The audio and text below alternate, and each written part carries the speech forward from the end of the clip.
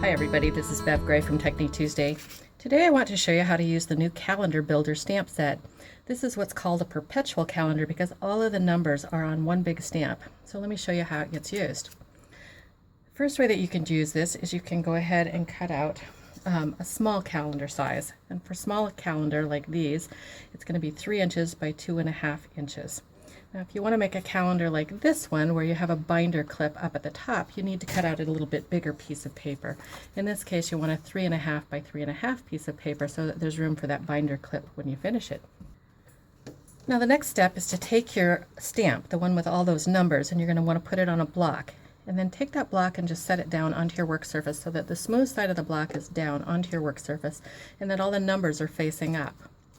Now I've already looked at the calendar on my phone, and I know that for January 2019 that the day of the week that ends it is the 4th. So I'm going to just take a post-it note and I'm going to lay it over so that the very first row shows 1st, 2nd, 3rd, and 4th. So you want that number that is the last number of the week to be the last one that is exposed, and the rest of it is all going to be masked off.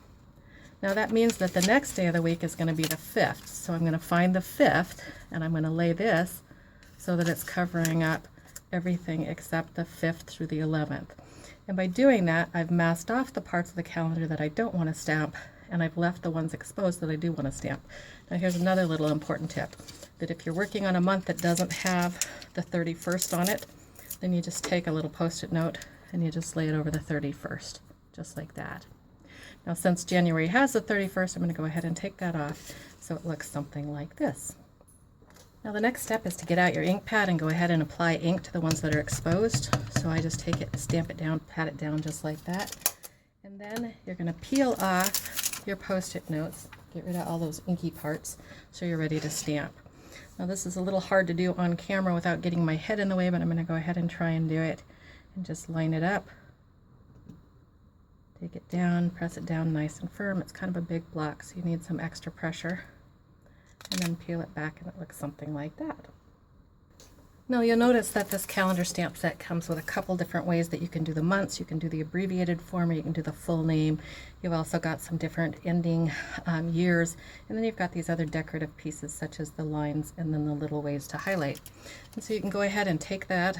You could use a different color to add lines onto these things in all those little decorative pieces. And let me show you what some of those finished ones would look like. So here you can see one that's done all in black, just like that.